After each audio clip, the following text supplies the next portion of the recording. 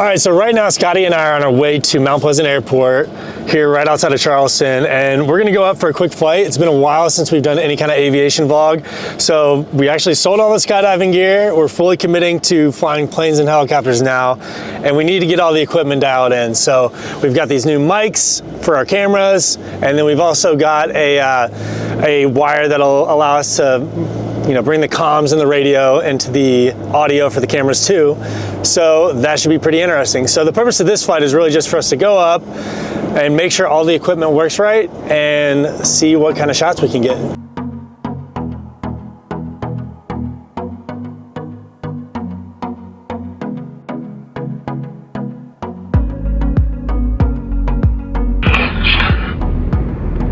We're doing a quick pre-flight.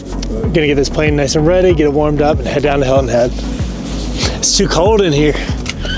Let's see. So, we checked the fuel quantity, quality, the oil looks good. And now we're gonna set up the cockpit a little bit, then we're gonna do a walk around. We've already checked the lights, those are all fine, so things are looking up. Let's see. Yeah, we were gonna head to Beaufort, but they're gonna be launching missiles, so we're not gonna be doing that anymore.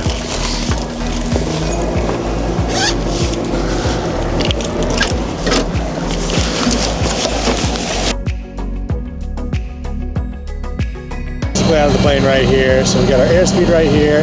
It's our attitude indicator. This right here is G5. So we can actually get pretty much everything that we would normally get from the 6-pack all right here in this one view, which is nice. Well, in addition to the G5 down here. This is our altitude, how far above sea level that we are.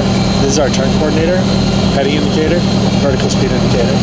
These are our RPMs. We got our carb temperature down here. We got clock, oil pressure, oil temps, our 2 fuel gauges right here, our amp meter right here, letting us know that we're charging the battery. And that's pretty much it. I mean, everything else is kind of standard issue. Got a carb heat, throttle, this is our fuel mixture, this is our flaps right here. Alright, boys are recording. We're firing up, we got everything going. We got these DJI mics, we've got this microphone that goes into the GoPro. Getting the flaps up. It's a little bit of cold outside. What we're gonna do now is we're going to taxi to the runway, and then we're gonna do a run up. So we're gonna check to make sure the engine's operating the way that it should, all the control surfaces are working the way that they should, and then we'll be able to just hop out at that.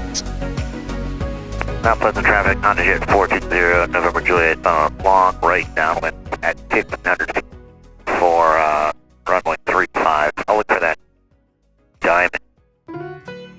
That's right, you go ahead and join we're going to be extending there up to 1,000 feet. We're looking for you, we'll turn crosswind behind you guys.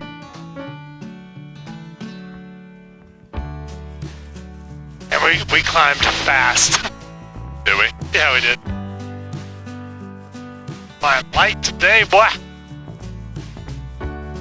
So there's our traffic. Now we can turn on to our crosswind. Mount Pleasant traffic, that's at 73453, turning on crosswind for 35 Mount Pleasant traffic.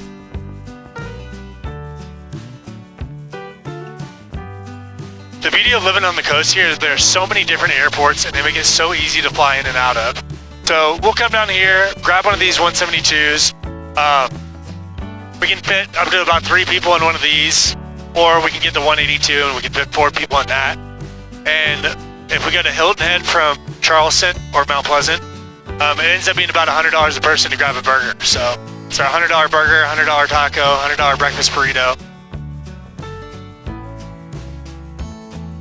And this is the first time figuring out the GoPro audio also. There's 5 different options. You can do a standard mic plus, powered mic and powered mic plus, and then also line in. This is line in. I hope it's working.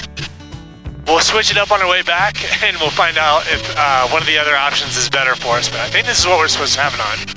And in order for us to get the audio, what we had to do is we had to get a splitter so that basically what's driving Scott's mic. 78652, taking off from runway 35, right downwind departure to the south. Now let's try. What's driving Scott's mic is actually what's driving the audio for the GoPro.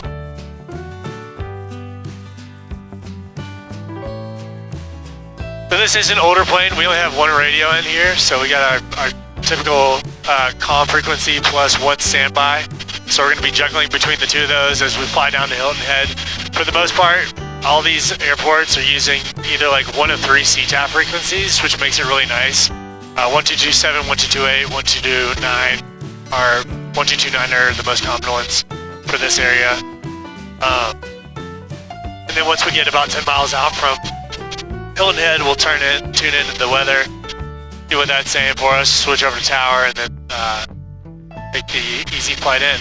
But yeah, we just hit sunset right now.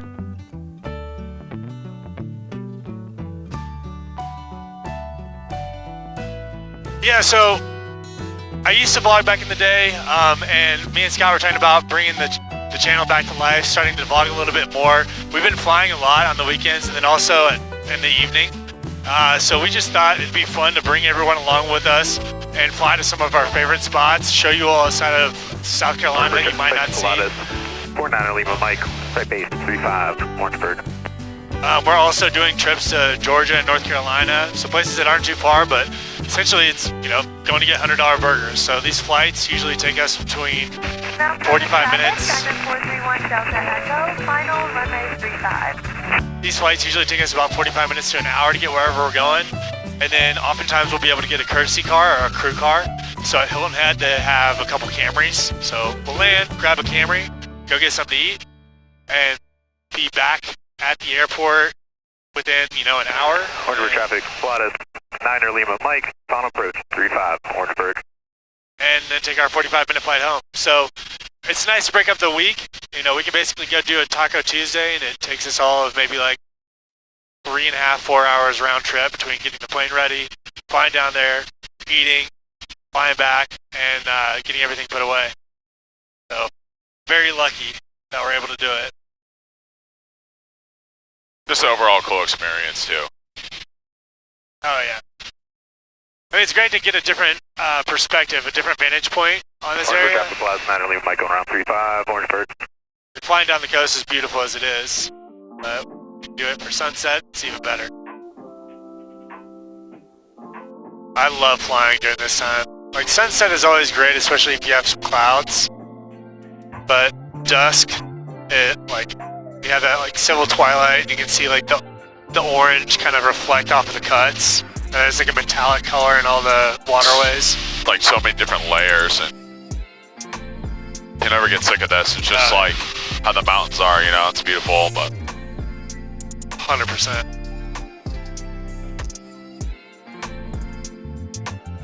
I feel like this is always my landmark to know that we're getting close to Hilton Head. Oh yeah, Fripp Island. This like gap right here. Yeah. So you got, as we're flying down, we fly out of Mount Pleasant, we go over Isle of Palms, Sullivan's Island, and then Folly Beach. After Folly Beach is Kiowa, Seabrook, and then Edisto. And then right now there's this little gap or delta that's a little bit wider than the other ones. And then we're gonna hit up I think it's called the National Hunting Island or something like that. On the backside of it is Fripp Island, which has like friendly deer that'll just walk right up to you, let you pet them and beat them. And then from there, inland is Buford from Fripp. And then we're gonna be flying over all that, one more island down to Hilton Head Island. So Hilton Head is towered. Where we left in Mount Pleasant is non-towered, so we get to call our own shots. Hilton Head's towered until 10 p.m. tonight. So essentially, when we get close, we'll listen into the weather, we'll radio into the tower, and we'll have them guide us in, let us know, how they want us to enter the pattern and land. And from there, we'll go park the plane at Signature and grab that car and to get something to eat, some street tacos.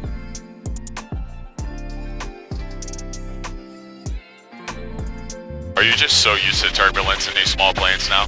Oh yeah. It doesn't faze me at all. No? No. So this is like the first time, I've probably flown with Justice, 4 times now? Oh yeah. Right, so 4 times, so I'm probably getting up there with, as, you know, a friend that's flown with him probably the most. This is probably the first time flying down the coast that I've actually felt a decent amount of turbulence And not gonna lie, it is slightly like a little uneasy because you just feel it so much more in these smaller planes than you do in just like a regular, you know, United, Delta, American flight. You feel it so much more.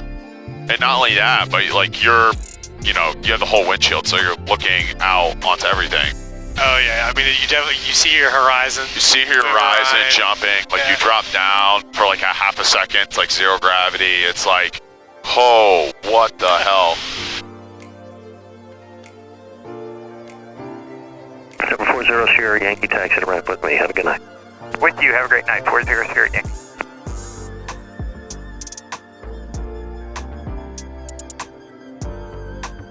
Front row seats, baby. There we go. We made it.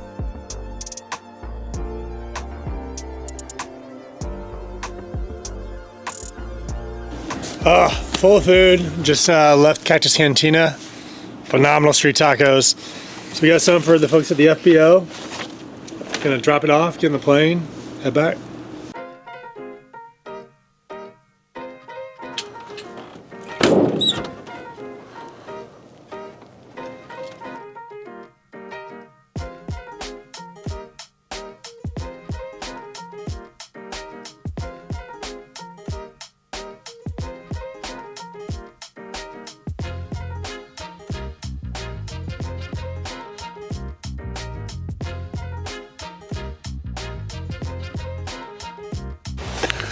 All right, just finished up.